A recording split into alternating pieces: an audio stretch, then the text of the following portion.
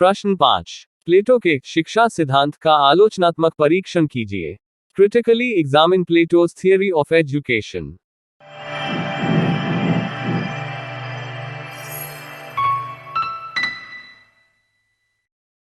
उत्तर। Plato ने अपनी पुस्तक रिपब्लिक में बताया कि नैतिक गुणों का विकास केवल शिक्षा से ही संभव है और शिक्षा के लिए भी शास्त्रों की शिक्षा की व्यवस्था आवश्यक है। प्लेटो के विचार में न्याय राज्य का प्राण है और उसके न्याय का अर्थ राज्य के विविध वर्गों द्वारा अपने कर्तव्यों का उचित पालन है। यह तभी संभव हो सकता है जबकि नागरिकों को उनके कर्तव्यों का उचित ज्ञान हो और यह ज्ञान केवल शिक्षा पद्धति द्वारा ही संभव हो सकता है। डॉक्टर बाकर ने प्लेटो के शिक्षा सिद्धांत के विषय में लिखा है, यह मानसिक चिकित्सा द्वारा समाज की मानसिक व्याधि को ठीक करने का प्रयास है। वस्तुतः शिक्षा की दृष्टि से यह ग्रंथ रिपब्लिक इतना महत्वपूर्ण है कि रूसो के शब्दों में रिपब्लिक राजनीति का ग्रंथ न होकर शिक्षा पर लिखा गया सर्वश्रेष्ठ ग्रंथ है। निस्संदेह यह कहना गलत नहीं होगा कि रिपब्लिक का केंद्रीय विषय शिक्षा ही है। प्लेटो के अनुसार यदि शिक्षा अच्छी है तो कोई भी सुधार संभव है। यदि शिक्षा की अनदेखी की जाती है तो राज्य चाहे कुछ भी करे उसका कोई महत्व नहीं रह जाएगा। जहां शिक्षा का उद्देश्य समाज में जागृति, कर्तव्यपरायणता और एकता की भावना का संचार व प्रसार करना है, वहां उसका उद्देश्य मानव मस्तिष्क में ज्ञान की गंगा प्रवाहित करके मनुष्य को अंधकार से निकालना भी है, जिससे वह अपने व्यक्तित्व का विकास भी कर सके। प्लेटो के समय में प्रचलित शिक्षा पद्धतियां। प्लेटो के समय में दो प्रकार की शिक्षा पद्धतियां थीं। एक, स्पार्टा में प्रचलित शिक्षा पद्धति। स्पार्टा एक सैनिक राज्य था, राज्य में कुलीन तंत्र प्रचलित था। वहां पर शिक्षाओं का इतना महत्व नहीं था जितना कि सैन्य शिक्षा का महत्व था। दो, एथेंस में प्रचलित शिक्षा पद्धति। एथेंस में बौद्धिक शिक्षा पर विशेष जोर दिया जाता था। वहां का पाठ्यक्रम 3 प्रकार का था, प्रारंभिक, माध्यमिक तथा उच्च शिक्षा।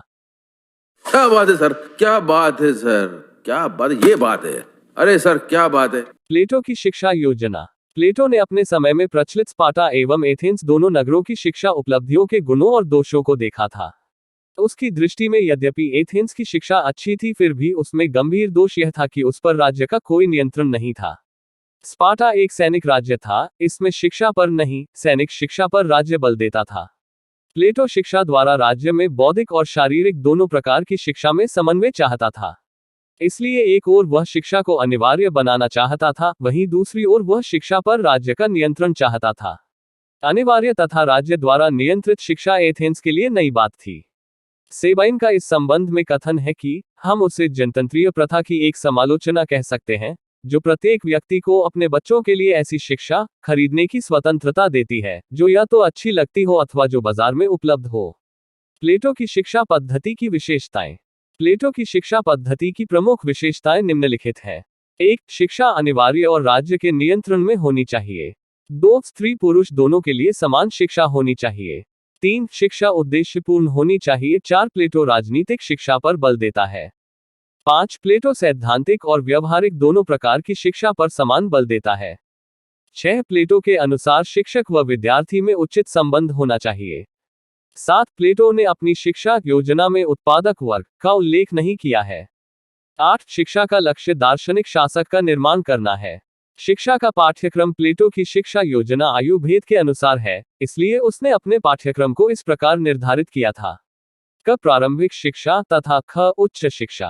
प्लेटो ने उपर्युक्त विभाजन 2 आधारों पर किया था: आय उम्र के आधार पर और ई वर्ग के आधार पर। प्रारंभिक शिक्षा जहां बाल्यकाल से युवावस्था के लिए है, वहां यह सैनिक वर्ग के लिए भी है। दूसरी ओर उच्च शिक्षा युवावस्था से प्रौढ़ावस्था तक के लिए। साथ ही यह शिक्षा केवल शासक वर्ग के लिए है। बात तो सही है। प्लेटो की प्रारंभिक शिक्षा जो कि 20 वर्ष की उम्र तक दी जाएगी, उसका उद्देश्य स्वस्थ शरीर में स्वस्थ मस्तिष्क बनाए रखना है। प्लेटो ने रिपब्लिक में उच्च शिक्षा की ओर विशेष ध्यान दिया है। इसके द्वारा प्लेटो का उद्देश्य 20 वर्ष से 35 वर्ष तक की उम्र के लोगों को संरक्षक वर्ग के उच्च पदों के योग्य बनाना था। उच्च शिक्षा के लिए उसने 2 स्तर बनाए थे: 20 वर्ष से 30 वर्ष तक का शिक्षण तथा 30 वर्ष से 35 वर्ष तक की आयु के लोगों का शिक्षण। पहले स्तर में गणित एवं ज्यामिति की शिक्षा पर बल दिया गया है। प्लेटो गणित पर कितना बल देता था, यह इसी से स्पष्ट है कि उसने अपनी विद्यापीठ के द्वार पर लिखवा दिया था कि गणित ज्ञान से शून्य व्यक्ति इसमें प्रवेश न करे। दार्शनिक शिक्षा गणित की शिक्षा पूरी हो जाने के पश्चात एक परीक्षा होगी और उसमें उत्तीर्ण छात्र 30 वर्ष से 35 वर्ष तक की उम्र तक द्वंद्ववाद की शिक्षा ग्रहण करेंगे। इसके द्वारा ही विशुद्ध तत्व का ज्ञान प्राप्त किया जा सकता है। 35 वर्ष की उम्र के बाद ही उसमें उत्तीर्ण लोगों को प्रयोगात्मक शिक्षा की व्यवस्था थी, जिससे दार्शनिक शासकों का निर्माण हो सके। यही शिक्षा 15 वर्ष की थी। 50 वर्ष के पश्चात की शिक्षा प्लेटो के अनुसार व्यक्तिगत थी, अर्थात शासकों को स्वयं ही चिंतन करते रहना चाहिए, जिससे जनहित और राज्यहित हो सके। 14 प्लेटो की शिक्षा प्रणाली की आलोचना। 1. यह शिक्षा प्रणाली अव्यावहारिक है। प्लेटो की शिक्षा का कोई अंत भी नहीं है और इस शिक्षा प्रणाली पर व्यक्ति को जीवन भर तो व्यय करना पड़ेगा तथा कितने लोग खर्चे को उठा सकेंगे। 2. इस शिक्षा प्रणाली में उत्पादक वर्ग को कोई स्थान नहीं, उत्पादक वर्ग को उपेक्षित नहीं किया जा सकता है। इस संबंध में सेबाइन का कथन है कि शिक्षा का राज्य में महत्वपूर्ण स्थान होने के कारण प्लेटो को उत्पादकों की शिक्षा के संबंध में अवश्य ही कुछ विचार करना चाहिए था, परंतु वह तो इस संबंध में यह भी नहीं बताता है कि प्राथमिक शिक्षा प्रणाली में इन उत्पादकों को क्या स्थान देना है। What? Bro, what are you talking about, man? 3. शिक्षा में एकरूपता का होना ठीक नहीं। मनुष्य एक दिल दिमाग वाला मानव है, इसलिए वह विविधता को पसंद करता है, जबकि प्लेटो सभी मनुष्यों के लिए एक ही प्रकार से और समान विषयों पर शिक्षा देने की बात कहता है। इस प्रकार से तो तुलनात्मक अध्ययन भी संभव नहीं हो सकता है। 4. शिक्षा व्यवस्था में साहित्य को उपेक्षित रखा गया है। प्लेटो की शिक्षा योजना में साहित्य की उपेक्षा करके दर्शन और गणित पर आवश्यकता से अधिक विचार किया गया है। 5. कला व संगीत पर राज्य का नियंत्रण उचित नहीं। आलोचकों का कथन है कि प्रथम तो शारीरिक शिक्षा एवं संगीत तथा कला का शिक्षा में कोई संबंध नहीं है, दूसरा संगीत व कला पर यदि राज्य का नियंत्रण होगा तो उनका उचित विकास भी संभव नहीं होगा। 6. व्यक्ति के विकास की उपेक्षा। प्लेटो की शिक्षा योजना में व्यक्ति के विकास को महत्व नहीं दिया गया है, बल्कि उसकी शिक्षा प्रणाली में राज्य का विकास महत्वपूर्ण है। प्लेटो की शिक्षा प्रणाली का आधार न्याय है। वह शिक्षा के द्वारा एक आदर्श राज्य की स्थापना देखना चाहता है। 7. स्त्री पुरुषों के पाठ्यक्रम का समान होना भी दोषपूर्ण। स्त्री पुरुष दोनों की समान शिक्षा प्रणाली आलोचना का विषय रहा है, क्योंकि उन दोनों में बौद्धिक समानता होते हुए भी भावनात्मक अंतर तो रहता ही है, जो एक मनोवैज्ञानिक तथ्य है। प्लेटो की शिक्षा प्रणाली का महत्व। प्लेटो की शिक्षा प्रणाली उपर्युक्त दोषों के होते हुए भी बहुत ही महत्वपूर्ण है। यह सत्य है कि शिक्षा की दृष्टि से रिपब्लिक विस्तृत रूप में एक विश्वविद्यालय, एक चर्च तथा एक परिवार है। प्लेटो की शिक्षा प्रणाली के संबंध में बाकर ने ठीक ही कहा है। उसकी शिक्षा मानसिक रोग को मानसिक औषधि द्वारा ठीक करने का प्रयास है। जिस प्रकार रोगी के लिए दवा आवश्यक होती है, ठीक उसी प्रकार अनेक स्तरों पर मनुष्य के लिए शिक्षा आवश्यक है। शासकों के लिए निस्संदेह शिक्षा आवश्यक है, इसे कोई भी गलत नहीं बता सकता है। शासन एक कठिन कला है जिसके लिए एक विशेष प्रकार की शिक्षा और दीक्षा की आवश्यकता होती है। भले ही प्लेटो ने दूसरे सामाजिक अध्ययन के विषयों की उपेक्षा की है, फिर भी यह तो मानना ही होगा कि प्लेटो ने राज्य को सर्वोच्च शिक्षा संस्था माना है। इसलिए रूसो ने कहा है कि रिपब्लिक राजनीति पर नहीं, बल्कि शिक्षा पर लिखा गया सर्वश्रेष्ठ ग्रंथ है। कितने तेजस्वी लोग हैं हमारे पास, कितने शानदार विचार रखते हैं जी। प्रश्न 6. अरस्तु के राज्य संबंधी विचारों का वर्णन कीजिए। उत्तर. राज्य की उत्पत्ति और विकास। अरस्तु अपने गुरु प्लेटो की भांति सोफिस्ट वर्ग के इस विचार का खंडन करता है कि राज्य की उत्पत्ति समझौते से हुई है और उसका अपने नागरिकों की शक्ति पर कोई वास्तविक अधिकार नहीं है। अरस्तु के अनुसार व्यक्ति अपनी प्रकृति से ही राजनीतिक प्राणी है और राज्य व्यक्ति की इस प्रकृति का ही परिणाम है। अरस्तु के अनुसार राज्य मनुष्य की सामाजिकता का परिणाम है। सामाजिक जीवन अन्य जीवधारियों में भी पाया जाता है, परंतु व्यक्ति विचारशील और विवेकशील प्राणी है, इसलिए उसकी सामाजिक अन्य श्रेणी के जीवधारियों से भिन्न है। यह सामाजिक मनुष्य की मूल प्रवृत्तियों तथा कुछ विशेष उद्देश्यों पर आधारित है और इसने अनेक स्थितियों से गुजरकर अपना पूर्ण विकास प्राप्त किया है। सर्वप्रथम विवाह पद्धति के आधार पर उसने सबसे पहली सामाजिक संस्था कुटुंब की स्थापना की, जिसमें पति पत्नी, संतान और दास एक साथ रहते हैं। कौटुंबिक व्यवस्था में हमें राज्य का बीज दिखाई देता है, क्योंकि कुटुंब का स्वामी शासक के रूप में कार्य करता है।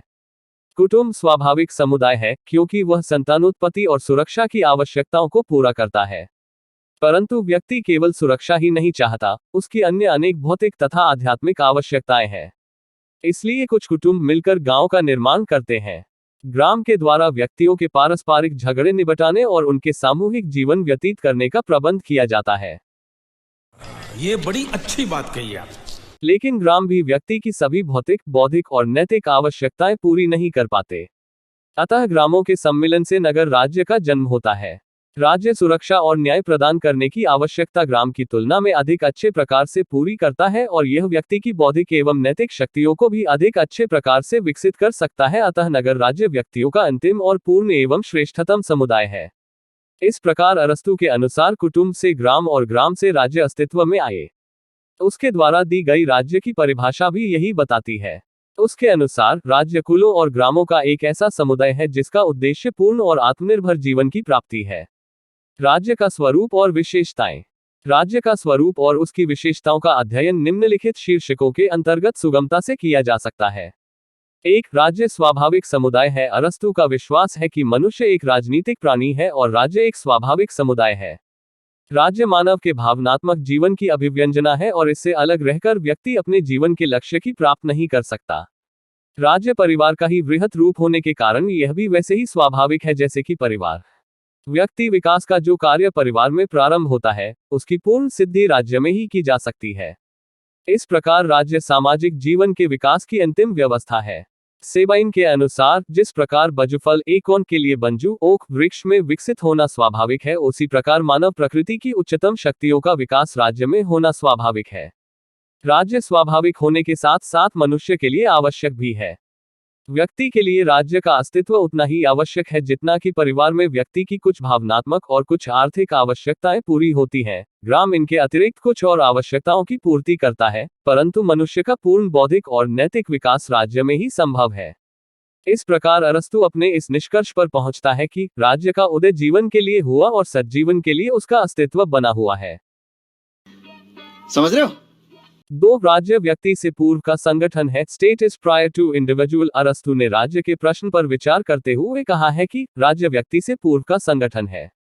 ऐसा कहने में अरस्तु का तात्पर्य यह नहीं था कि ऐतिहासिक दृष्टि से राज्य का जन्म पहले हुआ, वरन उसके कहने का अभिप्राय यह था कि मानसिक या मनोवैज्ञानिक दृष्टि से राज्य का जन्म पहले ही हो चुका था। यह कैसे हुआ? इस संबंध में यह कहा जा सकता है कि राज्य एक पूर्ण समुदाय है, व्यक्ति केवल एक तत्व। पूर्णता पहले आती है, उसके बाद में अंग, इसलिए राज्य व्यक्ति से पूर्ववर्ती है। मनुष्य के बौद्धिक विकास की पूर्ण कल्पना के रूप में राज्य का जन्म व्यक्ति, परिवार और ग्राम के अस्तित्व में आने से पूर्व ही हो चुका था। अरस्तु का कथन है कि समय की दृष्टि से परिवार पहले है, परंतु प्रकृति की दृष्टि से राज्य पहले है। 3. राज्य सर्वोच्च समुदाय है। परिवार, ग्राम और राज्य ये सभी विभिन्न प्रकार के समुदाय कोइमोनियक हैं। प्रत्येक समुदाय की स्थापना किसी प्रकार की अच्छाई या श्रेष्ठता की प्राप्ति के लिए की जाती है। परिवार व ग्राम आदि प्रत्येक अन्य समुदाय का उद्देश्य किसी विशिष्ट तथा हीनतर अच्छाई की प्राप्ति करना है, परंतु राज्य का उद्देश्य सर्वोच्च अच्छाई, हाईएस्ट गुड की प्राप्ति करना है। अतः स्वाभाविक रूप से राज्य समुदायों का समुदाय मात्र ही नहीं है, वरन वह सर्वोच्च समुदाय है। राज्य मनुष्य की सामाजिक प्रवृत्ति के विकास की चरम सीमा है और व्यक्ति के भौतिक, बौद्धिक एवं नैतिक व्यक्तित्व का पूर्ण विकास राज्य के अंतर्गत ही संभव है। इस प्रकार राज्य सर्वोच्च समुदाय है और अन्य सभी समुदाय इसके अंग में लिपटे हुए हैं। 4. राज्य का स्वरूप जैविक है। अरस्तु ने राज्य के स्वरूप की जैविक धारणा को माना है और उसके अनुसार राज्य विभिन्न प्रकार के अंगों से मिलकर बना हुआ एक संपूर्ण सावयव ऑर्गेनिक अरे कहना क्या चाहते हो? होल है। व्यक्ति और समुदाय इसके अंग हैं। जिस प्रकार शरीर के अंगों का समस्त महत्व मानव जीवन पर निर्भर करता है, उसी प्रकार व्यक्तियों और समुदायों का जो कुछ महत्व है, वह सब राज्य की जीवन देने वाली शक्ति के कारण है। राज्य के अभाव में वे सब जड़ हो जाएंगे और इनका विनाश हो जाएगा। व्यक्ति राज्य के सदस्य के रूप में अर्थात राज्य में रहकर ही अपना विकास कर सकता है। एबनस्टीन के अनुसार अरस्तु ने अपने इस विचार के आधार पर राज्य की जैविक धारणा की नींव रखी है। 5. राज्य एक आत्मनिर्भर संगठन है। अरस्तु का विचार है कि राज्य सभी वस्तुओं के विषय में आत्मनिर्भरता की पराकाष्ठा तक पहुंचा हुआ संगठन है। आत्मनिर्भरता का तात्पर्य सामान्यतया अपनी सभी आवश्यकताएं स्वयं पूरा करने से लिया जाता है। परिवार तथा ग्राम के द्वारा व्यक्ति की भौतिक आवश्यकताओं की पूर्ति आंशिक रूप में ही की जाती है। राज्य ही एकमात्र ऐसा संगठन है जो इन आवश्यकताओं की पूर्ण रूप से पूर्ति कर सकता है। इसके साथ ही राज्य व्यक्ति की प्रकृति की उच्चतम आवश्यकताएं, उसकी बौद्धिक तथा नैतिक आवश्यकताएं भी पूरी करता है। अतः राज्य में व्यक्ति को किसी प्रकार का अभाव नहीं रहता और इसी कारण इसे आत्मनिर्भर संगठन कहा गया है। 6 नगर राज्य सर्वाधिक श्रेष्ठ राजनीतिक संगठन है। अरस्तु के लिए प्लेटो की ही भांति नगर राज्य सर्वाधिक श्रेष्ठ राजनीतिक संगठन था। यद्यपि उसके जीवन काल में ही फिलिप ने यूनान के नगर राज्यों का अंत कर अपने साम्राज्य की स्थापना की थी, लेकिन अरस्तु ने इन साम्राज्यों के संबंध में बिल्कुल भी विचार नहीं किया। उसने भविष्य में निर्मित राष्ट्रीय राज्यों की भी कल्पना नहीं की है, जो कि नितांत स्वाभाविक था। उसने तो अपने आदर्श राज्य का चित्रण एक नगर राज्य के रूप में ही किया है। अरस्तु का यह नगर राज्य समस्त विज्ञान, कला, गुणों और पूर्णता में एक साझेदार है। भाई साहब कुछ ज्यादा नहीं हो गया ये?